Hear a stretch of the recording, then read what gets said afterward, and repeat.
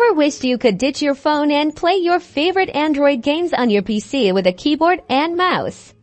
Well, today, I'm going to show you exactly how to do just that. First, we're going to download and install an Android emulator. A popular choice is BlueStacks. Just head over to BlueStacks.com and click the download button. It's usually a big, obvious button right on their homepage, so you can't miss it.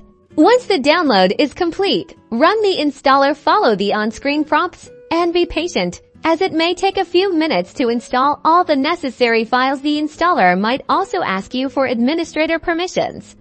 Be sure to grant them to allow the software to install properly.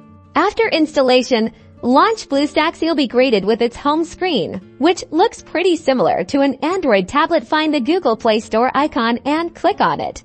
You'll need to sign in with your Google account, just like you would on a new Android phone or tablet. This will give you access to all the apps you've previously downloaded and your purchase history. Now, use this search bar to find the app or game you want to install. For example, let's search for Call of Duty Mobile. Click on the install button, and just like on your phone, the app will download and install.